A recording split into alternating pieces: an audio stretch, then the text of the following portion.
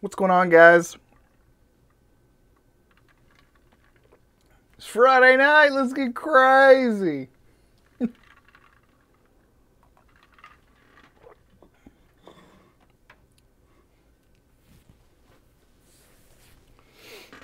Just wait for a few more people to get in here.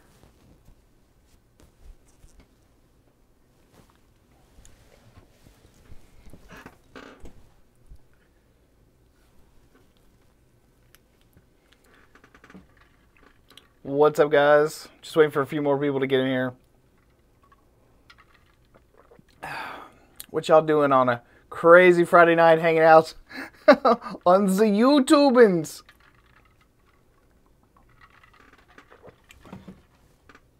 And don't lie neither. Y'all should be out partying somewhere. What the hell are you all doing on the internets on a Friday night? Mike, how are you, man? You doing okay?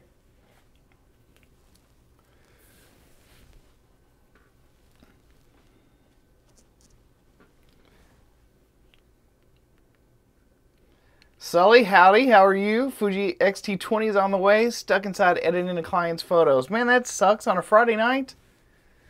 I would just tell them, dude, they gotta wait. I got other shit to do.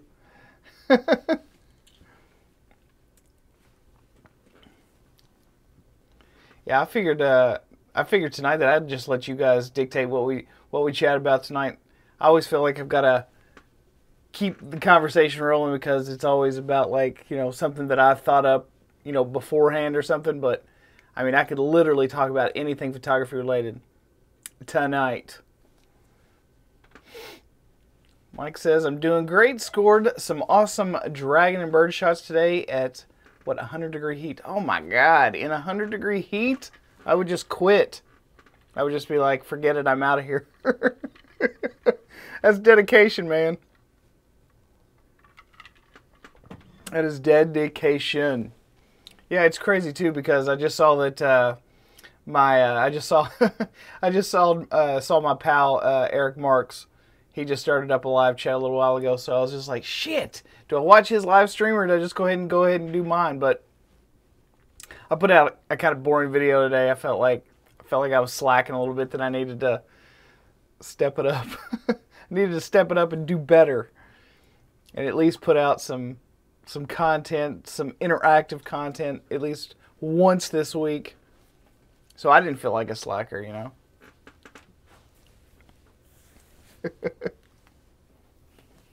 Yeah, by the way, guys, I've been using the crap out of that Canon Pixma Pro 10 printer, and I have printed out some pretty amazing shots. I mean, yeah, the ink's expensive, the paper's expensive, but even shipping, you know, shipping your prints off, you know, that gets expensive. If you do enough of that, if you send off enough of your work somewhere else to get printed out, and I mean, not everyone does that, so I realize that for most people, it's probably not an economical idea to go ahead and invest in a big printer like that. And obviously, it takes up a lot of room in your house, and you know, it's always eating up a little bit of electricity, and God only knows the ink is expensive as hell because Canon doesn't really do anything very cheap.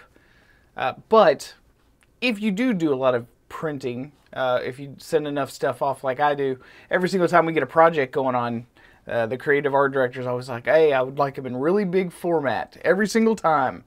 There's absolutely no place for small format prints. Then yeah, I mean, it gets really, really expensive. I mean, we're talking like $20, $30 depending on what size. And I mean, it is every single print. Every single time I send something off, it's 20 or 30 bucks. Of course, half the time I charge him for it all. Just include that in the whole package deal that I charge with him. But I mean, you know, it's just the cost of doing business, really. So I mean, if you've got to have the expense anyway, you know, why not undertake it here? And I'm telling you all that if the quality is what some of you might have been concerned about as far as printing stuff out, I mean, this printer is so damn good. Like, it's not bad. And when I say not bad, like, it is good. I'm really digging it.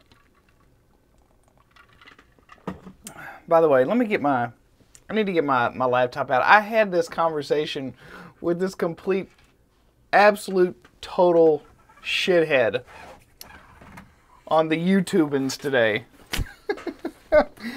And he was just... never mind. I'm not going to ruin it for you. I'm just going to read it to you. And I left the whole conversation up. Just because I like... I don't know, like, I feel like I'm a troll too. I swear to God, I feel like I am a troll. Just a little bit. But I mean, only to the people that come to my channel and start harassing me first. So it's not like... Dude, I hope he didn't delete the... Okay, sweet. Alright, he didn't delete it. That's funny.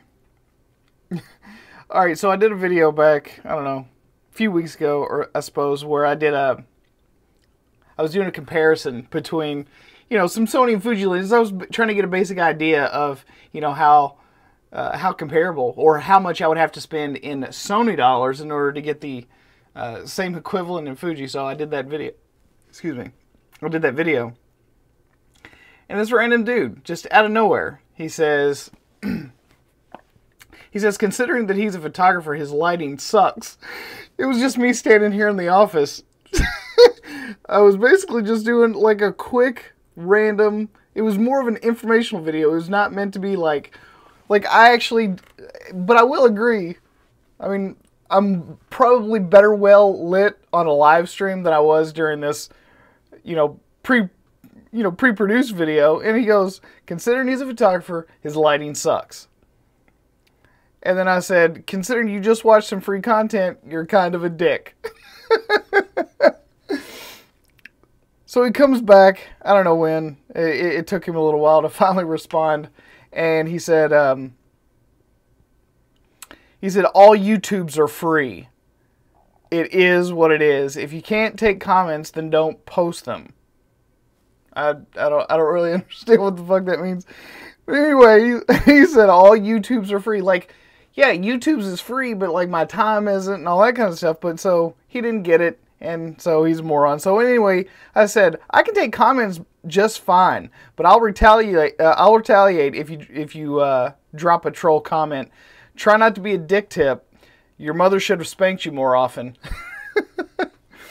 And he says, clearly the lighting on your fucking face is too dark. So go cry and start insulting your viewers when they criticize you. And well... And well, since you are, suck a dick. Fuck your mother too. Her tits are sagging. Like, out of nowhere. I mean, he got on my mama. You know, why are you gonna mess with my mama for? That lady is a saint. And I basically just went, lol. You aren't my viewer. You're some random cockholster that dropped by and left a bullshit comment. And my mom's tits are sagging. What's your point?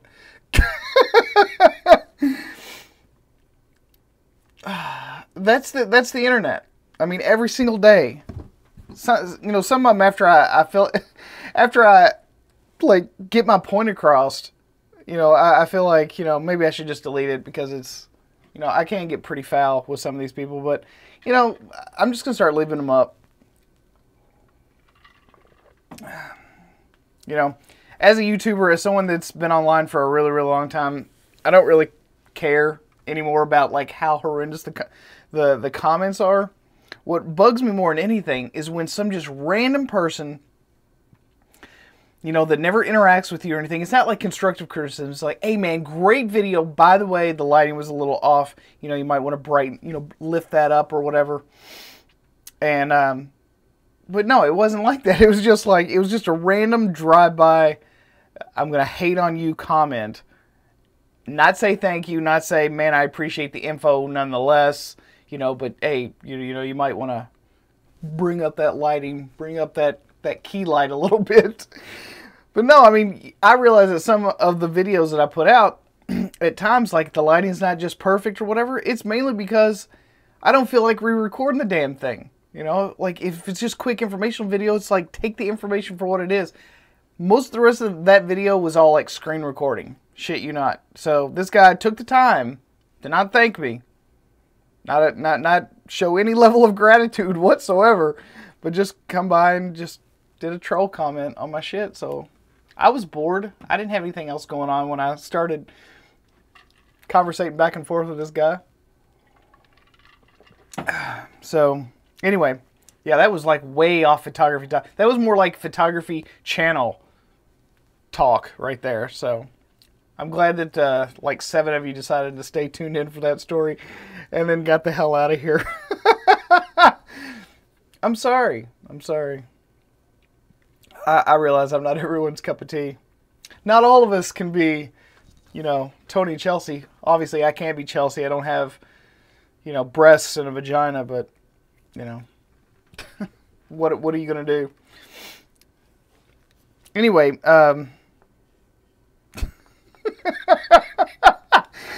yeah, literally, I got, what, 2 of y'all left? Yeah, that's okay. I don't, no breast mic. So it's just Mike and Sully now. Oh, wait, someone else just joined back. Maybe it's my internet. Maybe my connection's bad. That's what I'm going to tell myself anyway. All right, look, y'all got to give me a photography topic, or I'm just going to be like standard Friday night, what the hell ever kind of attitude. I've worked all week. What does everyone want me to be serious on a Friday night? Come on now. I talk serious business. I talk serious photography business all week long. Some of you are even still working whilst watching this. You all could probably chill out a little bit. Nope. Went back up and went back down. All right, fine. I don't know. I'll tell you something that I do want to talk about. Yeah, that I want to talk about. Yeah, the oh, shit, where'd it go? I don't have it in front of me. Anyway, the Fuji X-T3. I know that a lot of my Sony viewers. Actually, I'm working. I'm at. Damn, both of y'all are working tonight. Well, technically, so am I. So let's all just work together.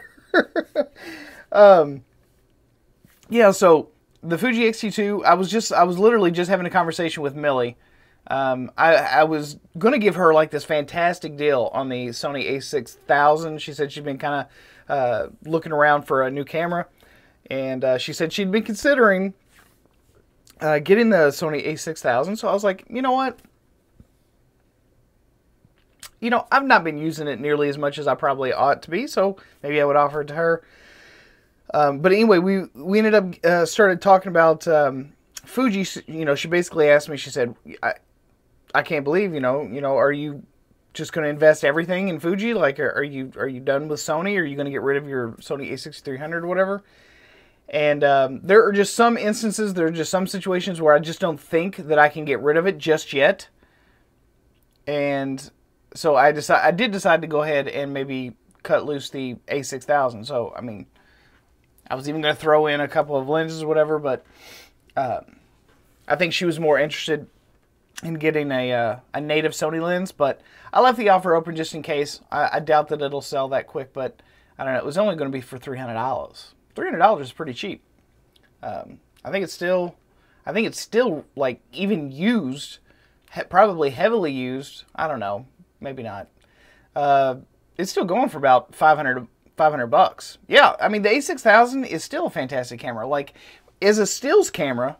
You know, if that's what I was going to be using it for, which that's what the Fuji X-T3 is for, then yeah, I mean, there's absolutely nothing wrong with the a6000. It's still, right now, in my mind, the a6000 from Sony is still probably the best bang for your buck on the market today. Seriously. And that's no joke. Like, it's extremely sharp. It processes well. It renders pretty good. It's fast. I mean, 11 frames per second was just insane 2.5 years ago, especially for such a small, light, compact little camera. And it still amazes me every single time I pick it up that the level of power that it has, yet it feels like so light. You know, it still just blows the mind. Blows my mind, for real. I'm going to pull up the live chat here on my lappy toppy.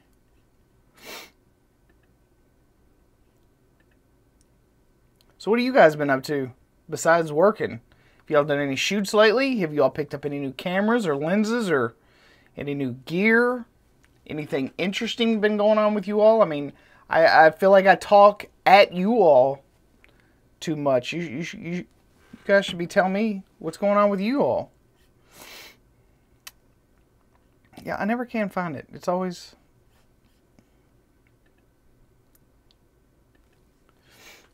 And hoping it missed no chats. Mike says, I sold my A6000 for 380 euros a few months ago. Lots of model shoots at summer.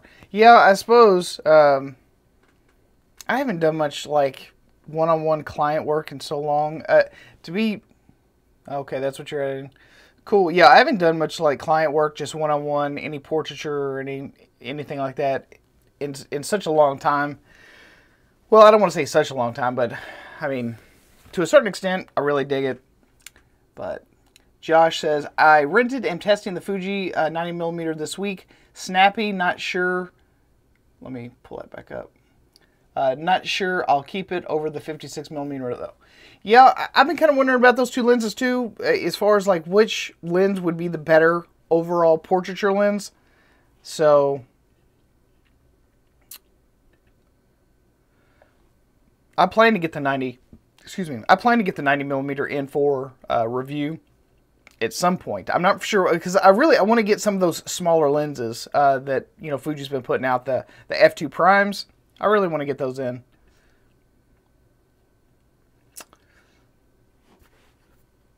And I'm still waiting on B&H to do that. I've been waiting on B&H to do that for me for, I don't know, probably the last month. Whenever I sent my evaluation copy of the X-T2 back, I put in an order for the Fuji X-T3. Even though I played with that camera and I like it, I need more time with it. I mean, you know, a lot of people make buying decisions too willy-nilly, in my opinion. If you don't spend enough time with the camera, you could easily be wooed and attracted and swayed just by the sales pressure at the camera store, or, you know, you don't want to take up the sales guy's time because he's literally standing there, you know, watching you with that smug, are you going to steal my camera kind of look, you know what I'm saying? Y'all know that look. You know, where they just kind of hover like a bodyguard. Yeah, so that's what I get generally when I'm kind of messing with a camera. So really, I just want them to just go away. That's the reason I love this arrangement that I have with B&H. I'm able to get the gear. I have it for a full month to use at my leisure. And it just makes it a whole lot easier for me to get a real feel for what a camera or lens or whatever piece of gear that it is I've got in. Gives me a better chance to evaluate it, see how it goes, see how it feels, see how it fits into a workflow. Does it, you know, blow my skirt up to the point where I'm willing to pick it up over something else that I have of comparable utility, right? All right, good. I got a live chat up here now. And the other thing too is that as far as like the lenses go on the Fuji system, I really do want, and this is just me, I really want to give their 60mm macro a try for whatever reason. I have heard mixed things about the 60mm, you know, but I really want to, like, I want a dedicated macro lens. I'm almost kind of thinking that maybe I might wait for their 80mm macro just to give, so that I have a little bit of extra distance. That way I'm not like right on top of the subjects that I'm wanting to photograph. 60mm isn't bad though, to be 100% honest. 60mm is too short for my, yeah, I mean, in most cases it is. But you also have to realize that it's a 60mm on an APS-C. So it's effectively like a 90mm macro. Right? Is that right? One and a half? Yeah, 1.5. So it's like a 90mm macro. 90mm isn't macro, but dang, you can get close. Do you know, Josh, what exactly the minimum focus distance is on the 90mm? Still only 90. I prefer 150. Yeah, well, I mean, most people go with like the, I remember like the big one, the Nikon, what was it, the 105 macro, I believe it was. But I think 90 is a good range for macro photography. Like, it is nice to be able to get a little bit further away because you don't want to, you know, accidentally cast a shadow, or you just don't even want to make it hard on yourself. But Josh says, I can't remember exactly, but it's surprisingly close. Well, I tell you what else was surprisingly close was the Fuji 16mm. I own that lens. I love the close focusing on that lens. Mike says, it depends on what you shoot. For dragons, 90mm is too short. What the hell are you talking about, dragons? Is this like some Game of Thrones shit, Mike? Like, are you one of those guys? Are you out in the square? Are you out in the park with like a plastic sword and shit? Like, are you that kind of guy? Come on, Mike. Dragonflies. Oh, okay.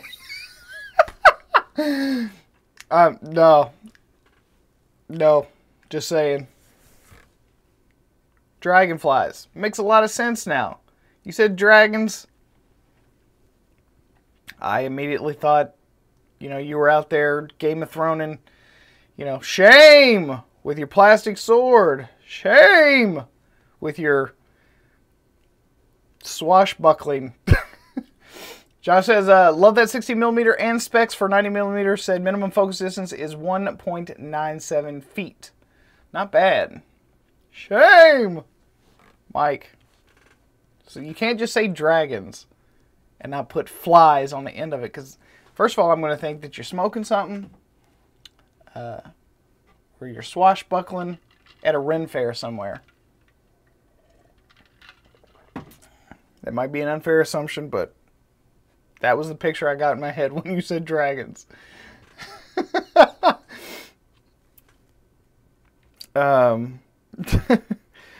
Mike says, nope, I quit smoking 13 years ago. Yeah, medieval times for sure. Oh, yeah. Here's something else I was going to chat about, too. Let me squash this laptop for just a moment. So I've had, let's see, every serious nature photographer knows what you mean with dragons. I am not a serious nature photographer at all. I mean, I love nature. I love being out in nature. I should have put two and two together, but you know, look, it's the internet. There's some weird shit on the internet. Anyone can be anything on the internet. Yeah, it could have been Komodo dragons. Very good, Sully. That's very true. Dark Ramy says the 90mm is super sharp, but the images are very flat looking and boring. I sold it after a month. Well, that's the problem with a lot of modern lenses is the more corrective lenses that they put inside of these things, the flatter the images look, you know? That's the reason the old film glass with the low element count, they didn't have all these corrective lenses and stuff built in. You got a much more 3D look. You got a much more sculpted look. That's a fantastic word for those old school film glass, low element, you know, very few corrective lenses, you know, very small. I'm going to say like 9 elements or less. You got a lot better 3D rendering. Josh says, yeah, Dark, feeling that. I find something special about 56mm and 60mm images. Seems like 23 1.4 does too. Yeah, Sully, there is a much more organic look to it, that sculpted look. But as soon as you start adding just one corrective lens right in front of the other, while everything's still maybe just razor sharp, I don't know, you know, why everyone is so obsessed with sharpness over definition or rendering. If you sacrifice the rendering for the sake of sharpness, you get exactly what you just described. It looks very flat. It looks very boring.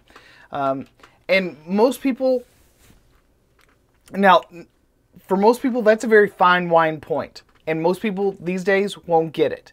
Unless they've been shooting for a while and they've been toying around with some old film glass and stuff like that, they're never going to get it. Because it doesn't, it's not, if they don't like photography enough, they're never going to see those things. Because you do have to be a bit of a connoisseur of your photographs in order to see those differences. But, you know, there are some lenses out there that still render absolutely gorgeously beautiful, and those are the lenses that you ought to be buying. Especially if it's not for paid work or whatever. You know, if you've got time to set up and go out and shoot, and you're not pressured with time and money and all that kind of stuff, and really use those lenses and figure out what those differences are. Because, like I said, while the modern lenses are ridiculously sharp, they do not render as well as that old school film glass. So,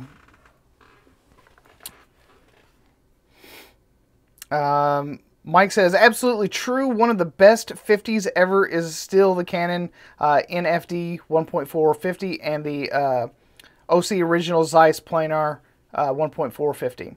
Yep. I love the FD SCC lenses. Mike says, what you just described is the Sigma 1.4 85 Art. Ultra sharp, but sterile. Cool. Unfortunately, they don't make it in a Fuji mount yet. Yeah. Mike says, me too, Sully. Used to shoot them on analog for decades. Shoot them again today on Sony. That is the one advantage to owning, you know, mirrorless cameras too, is that if you have been hanging on to some of that really good old school film glass that just renders ridiculously, unbelievably good, you just don't let that shit go. You know, you just adapt that over. Josh says, so do you think that the Fuji's lenses will all have this ultra sharp look going forward, less organic look? No, Fuji is old school.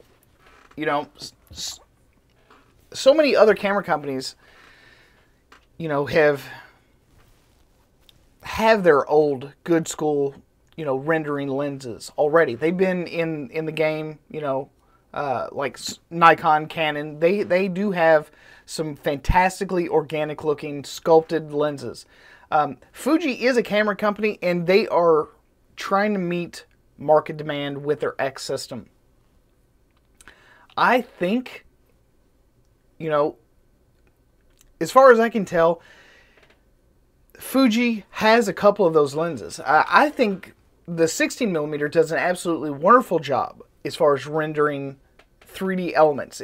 Now, again, that's a very wide-angle lens, so wide-angle lenses tend to make things look a little flat anyway. That's the reason you need to add a little bit of definition, I think, so that you do get a more sculpted, more well-defined image. But the 56 1.2, I mean, how many elements is in that? I'm going to look it up, but if you can find it before I can, let me know.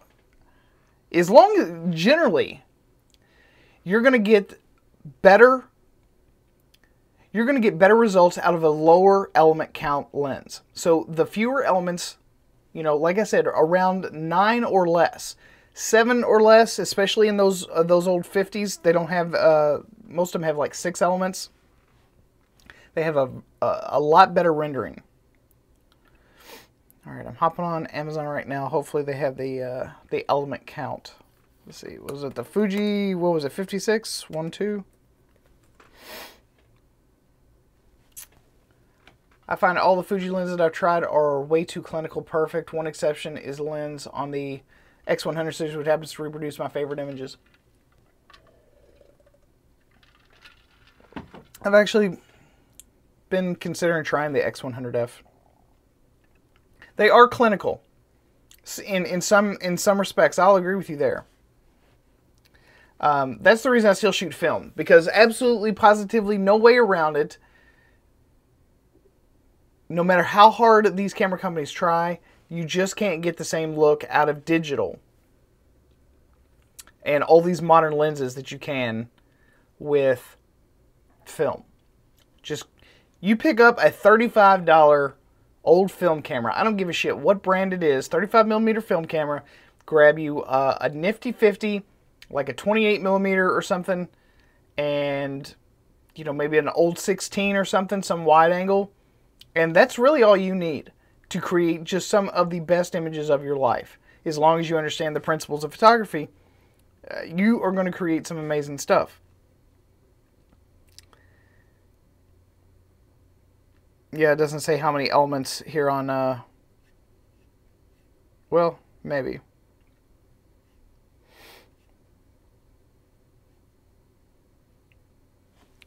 No, oh, lens configure 11 elements in 8 groups. So yeah, it looks like it's a higher element count. It's probably not going to render as organically as, say, something with a much lower element count. Most people, when they're looking at this lens, they're looking at bokeh rendition, and they are looking at sharpness. Those are the only 2 things that I ever hear anyone talk about. And honestly, that's with just about every single lens out there. All these reviews, and I'm guilty of it too, you know, because I know what people are looking for. I know that they're looking for the ultimate and shallow depth of field, and the ultimate and super duper round, onion skinned bokeh, and that's the only things that they care about. You know, they could give a piss less about, you know, render quality. Yeah, micro contrast too. You know, but it is what it is. I mean, it's a different time. I mean, if we didn't have anything, you know, different, you know, 20 years ago, we wouldn't know any better now. I'm gonna see if I can still find my my list. Give me a second. I've got a list of some of the best rendering lenses that you can get right now. Now, all of these are going to be older lenses. You're not going to, you know, you're not going to see any of these on like modern systems or whatever. But I've got a list here. Just give me a second to find it. You all talk amongst yourselves. Maybe I'll just see. Where are we at? Where are we at?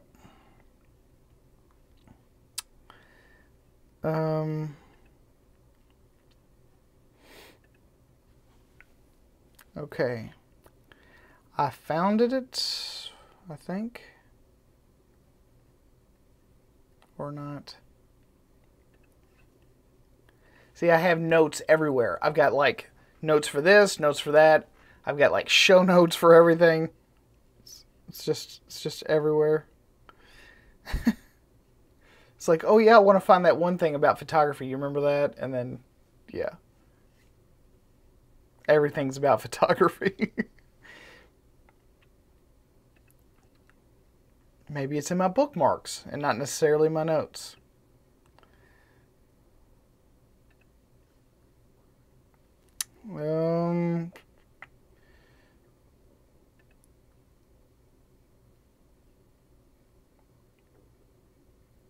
No, I can't find it. Well, and also I don't want to feel like I'm being boring as shit while I look this stuff up. So, are you a commercial photographer? No, I'm not a commercial photographer. I am a YouTuber. I used to be a portrait and creative art photographer. Actually, I am still a creative art photographer. I don't do as many portraits as I used to. I mean, I used to do hundreds and hundreds of portraits all the time. Like that was my jam. That was my bread and butter.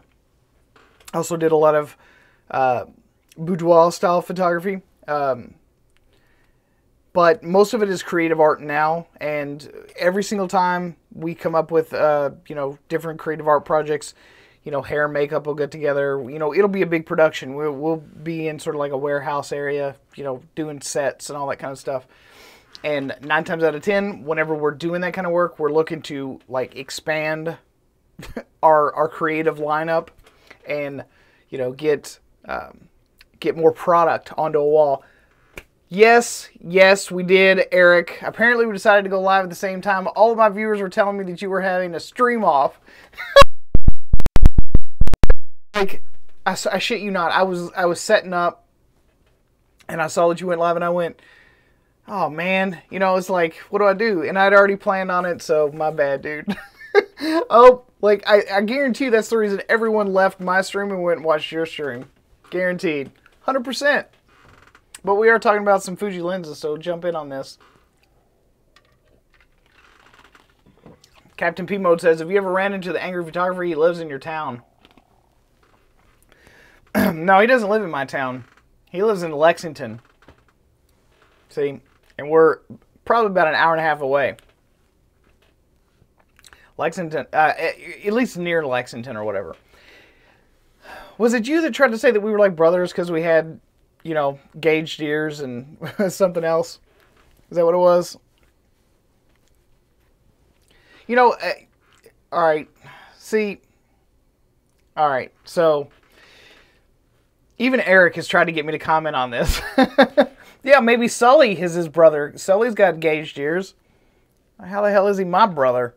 I actually put my work out in the world for everyone to see. Just saying.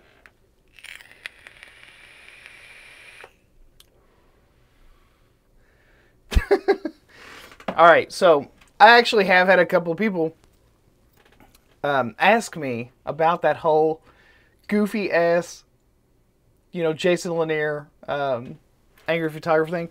It's just everyone wanted me to comment on it, and I just went, no, I'm not going to do it, you know, because, well, I don't know, you know, at times I'd like to think that I'm more grown up, but I'm not. I am a total internet troll to people that troll me. And I have been trolled before, but I don't know if necessarily by them, but I feel like I've had a couple of pot shots taken at me. You know, it's always innuendo, right? There's always just like these little innuendos. I put out a video saying that, oh, how the mighty have fallen. I was talking about Nikon, how they weren't doing much innovation right now. And you know what? Their 100th anniversary sale, what a joke. Who the hell is buying Nikon right now? Oh, they really need to get their poop in a group.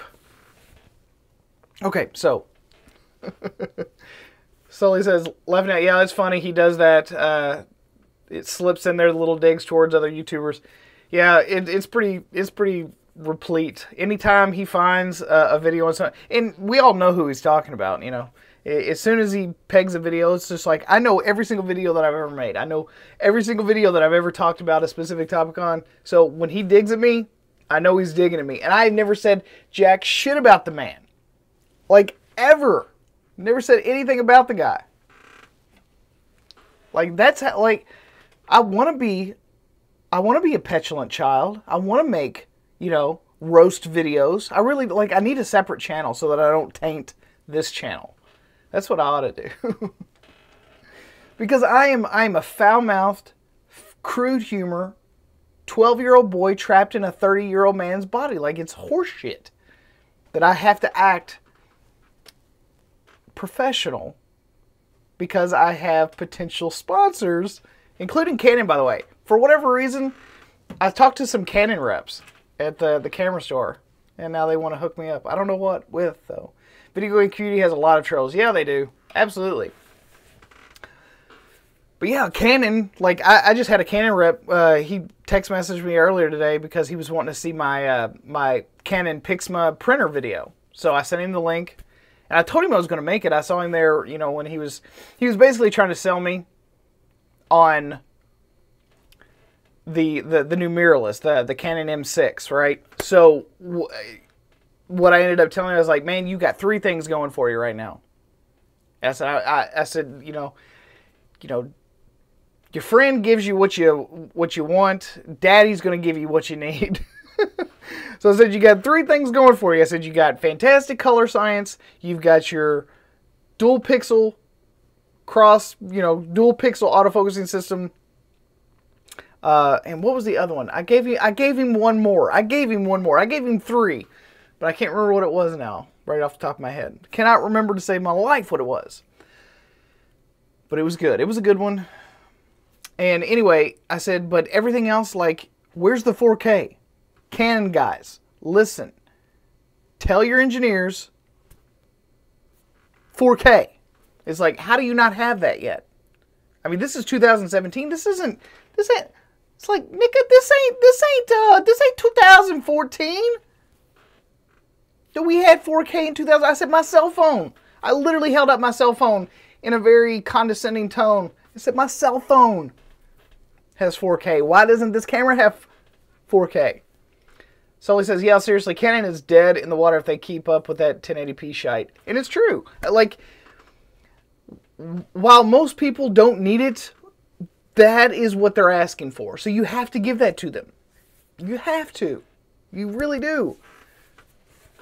I mean, because if they have a fiduciary responsibility to shareholders to increase profits. And if they don't do that, then, you know, everyone loses their jobs, and, you know, then you start begging other companies like Fuji to buy you out so that you'll stay in Japan and shit like that. I mean, that's what happens to you. So if I was wrong when I was talking about Nikon, yeah, as a company, they may not be failing. Eric, see you later, buddy. We need to do that stream with Ross soon. For shizzle, you should stick around, though. Like, what do you got going on? I'm jelly that I missed your stream, dude. Did you say anything cool? Did you say anything amazing? I agree, Sully. Some people at Canon HQ need to get fired. I agree. Whoever's making that decision, literally, whoever, Captain P Mode says going back to Mordor.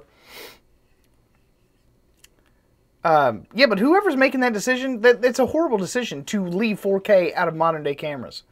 Like I said, most people don't need it, but that's what people are buying. So, and that's what people want. And don't even get me started on like Nikon's video capabilities. They're a joke. That was probably 75% of the reason that I left Nikon is because of the video. The video side of things was just horrendous. Okay, so wait, I'm way off topic. So everyone was asking me about that whole Jason Lanier and Angry Photographer thing, and I'm just like, what do you want me to say? What exactly would you like for me to tell you? Like, what do I think? Let me tell you what I think. I think that for once, two grown dudes didn't act like kids, and they decided to adult that day. That's pretty much it. That's the end of the story. That's what I think. I think that two grown dudes that literally had a multi-year spat over nothing decided to adult for one day. And then they went back to being their respective selves. So whatever that means. Dark Rami says, remember that Canon has a firm grasp on the entry-level DSLR and also the high-end hardcore sports. We can complain, scream, and worry, however, we are the vocal minority. I'm not buying Canon. I'm not even in that minority. I'm just in that group of people that precludes himself from even buying Canon gear because they refuse to do anything revolutionary or evolutionary in their camera line. So I really don't understand why people are still buying Canon, though. It's just because the name Canon is synonymous. And I hate to say that, but as we move along in technology, like we now have to wear multiple hats. And if we're going to be hybrid shooters, if we're going to do multiple jobs, then we have to have whatever tool we need without compromising. Okay? So 4K is now the standard, not the exception. Like 1080p is now the exception. Mike said, I shot Canon for 40 plus years. Why do you think I went to Sony? You don't have to explain it to me, man. I know. Sully says, I know, Dark. It's truly sad. It is. Captain Pimo says, I love camera wars. See, and you're that guy. you like the internet trollings. Mike says the high-end hardcore sports parts might be over with the A9 and the coming long glass. See, and I feel the exact same way about the high-end, what's it called? The high-end medium format as far as Fuji and the GFX is concerned. The GFX, that's a game changer right there. Anyone that has shot for years and years on, say, like Phase 1s or Hasselblads and stuff like that, there's now a viable, I mean, as soon as they get the glass and stuff prepared, there is now a extremely inexpensive medium format. I shit you not, like within like 3 or 4 years when the price of that GFX comes down, I'm getting that. I am getting that so hard for any of my creative art projects. That's what I'll be shooting on.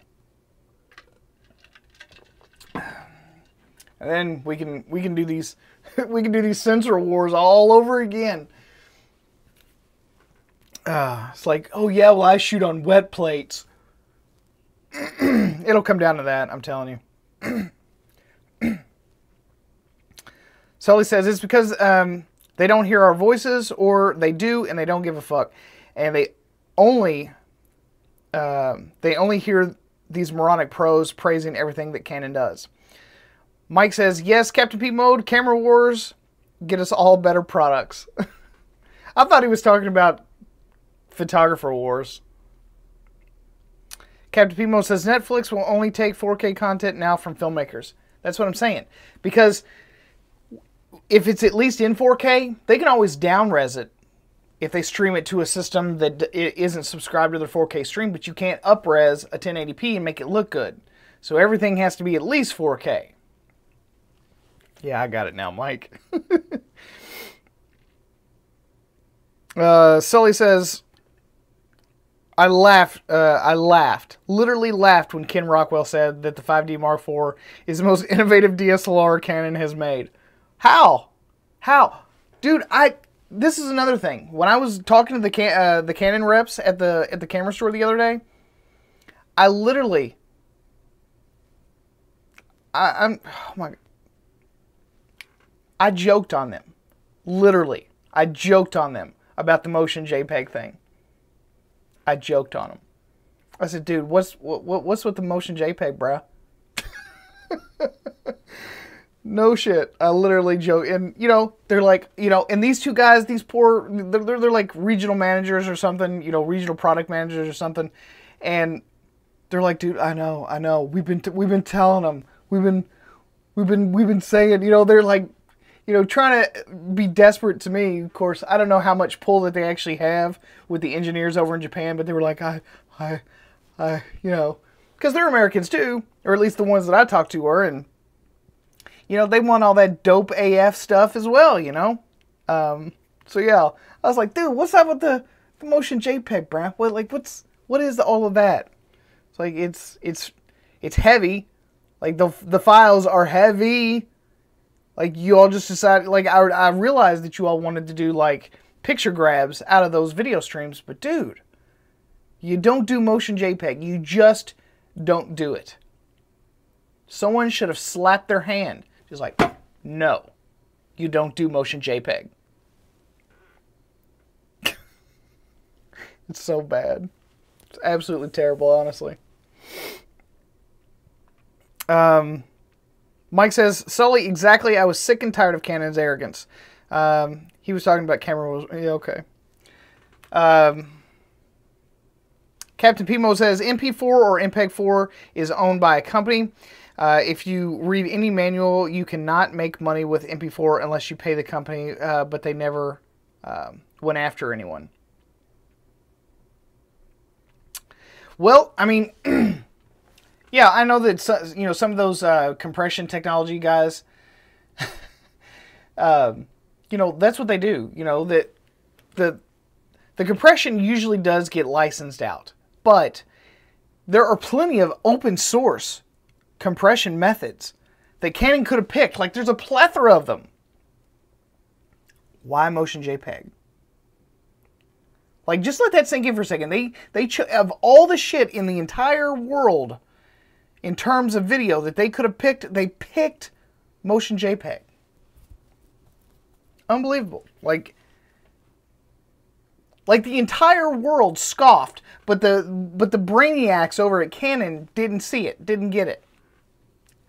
Well, you know, you get what you pay for if it's free. So that, if that tells you anything, Canon is one of those camera companies that will hype up their products the most and give you the least for your money. At least in terms of now. Like, if it was all about stills, Canon has been around for so long they have the catalog of glass to back up the image quality statements. What they don't have is an extremely strong foothold in modern tech as far as like what the modern hybrid shooter is looking for. That's the reason they're suffering in several different departments, including their mirrorless line. Their mirrorless line is exactly like Nikon's was. It was an answer back. It was an answer to, not something amazing of their own creation. They could have done something really amazing with this tech, and they decided not to. So, Sully says, who cares? They're swimming in a sea of money they couldn't pay out for H.264. Yeah, I'm honestly really excited for H.265 to be coming to the iPhone. That's going to be the bomb. When iOS 11 finally drops, the H.265 being able to take more 4K video, same quality, half the size. That's what everyone needs to be upgrading in their cameras. Better compression. Of course, now, you know, Sony's will overheat again. My bad. Yeah, it's actually a form of H.265. But yeah, same quality, half the size. You should check it out.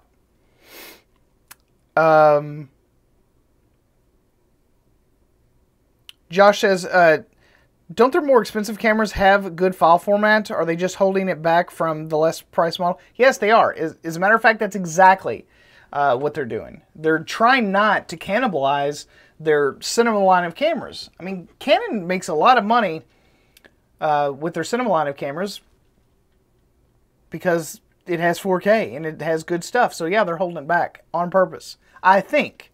That's my assumption. I even asked them, I said, look, I got kind of personal with them. I was like, yeah, man, I realize you guys don't want to cannibalize your cinema line of cameras or whatever, but, you know, I've got 4K in my phone, dude. In my phone.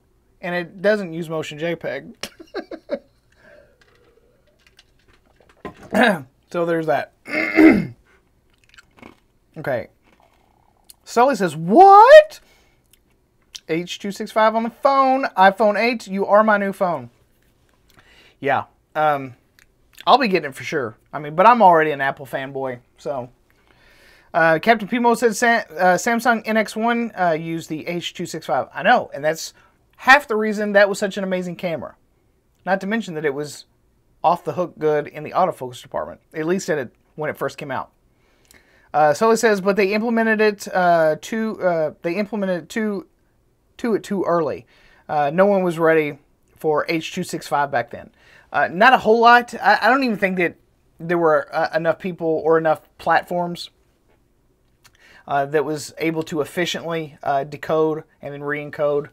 So, I mean, there was just a lot of platforms not adopting it yet. But naturally, whenever Apple does something, the market starts following along because, you know, you've got droves of Apple fanboys that want their shit to work correctly everywhere. So, Captain Pimo says Samsung NX1 had amazing colors. It did have that going for it too. I actually really liked the Samsung, and as a YouTube reviewer, I had every intention of picking up that camera and at least giving it a shot because it was getting extremely high praise. It was getting a lot of good marks in the autofocus department. The colors, I didn't hear like a whole lot about the colors, but from what I saw, I mean, it never looked bad. So, Andrea Day Meow, what microphone do you use on your X-T2 for video? I either use this lavalier, which is the Rode Link Filmmaker Kit. I'm not on the X-T2, by the way, just so you know. I'm on my phone. I'm literally broadcasting from my phone. Got my receiver up on top of the B-Script Pro. Or I use this thing. This is the Rode Video Micro. Tiny little guy, don't weigh nothing, doesn't require any batteries either. So if that's something you're into, if you're into no batteries. Captain Pimo says Samsung NX1 crop sensor had 28 megapixels. That's more than any crop sensor today. And 100% true. Sully Cortez, he says, haha, me too. I live stream from my phone. It's badass. Honestly, it's less complicated to do it on my phone than it is to set up, you know, the webcam and then my encoding software and everything. This is 100% usable for me. So, and I can do it from anywhere. I can literally put a fantastic lavalier mic on top of my B-script, right on top of my phone, and, you know, broadcast to whoever all over the world, like literally from my phone. Like, it is less complicated. That's half the reason why people aren't buying cameras anymore. It is less complicated. The microphones sound pretty damn good on just about all phones these days when you're doing video, as long as you're outside and not near any reflective surface. As a content creator, I make videos all the time. I would almost rather use my phone. If the image quality was just better, I would. If the image quality was just better, I would. My phone is so much more convenient.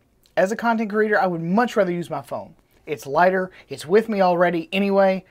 And it's just less of a hassle to set up, to, you know, get your bag and you got the lenses, you got 100 lenses, but the image quality in there.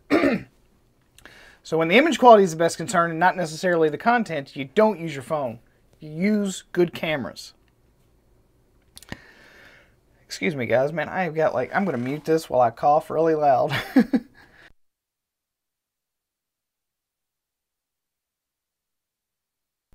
All right, we're back. That's another good thing about the Rodelink wireless kit is you can just click the little button over here and it mutes super duper easy. So it's convenient. I like convenience. I don't like to be inconvenienced. I'm about to wrap up, guys, so if you got any snarky bullshit comments for me right here at the very end, get them in quick, boys. Captain P-Mode says, did you have wrist pain when you have Nikon full frame? No. Why, am I flipping too much? Oh, are you trying to say I'm gay? Because I flip my wrists? I don't know. I can't tell what the hell that's supposed to mean. Sully says, the first camera company that makes a camera with a smartphone compatible interface will literally spark a revolution. I agree. I want, this is no joke, I want Apple to do it. Because I don't think that anyone could do it as good as they could. I mean, I think DxO Mark had a pretty good idea with the DxO Mark 1 or whatever, you know, that little attachment. But I mean, everyone keeps a case. Everyone keeps a case on their phone, so, you know, without having to take my case off, it's just kind of blah. So, yeah, I mean, I think Apple would do a fantastic... I wish Apple would buy DJI, the drone company. That's what I want. I think it would be off the hook.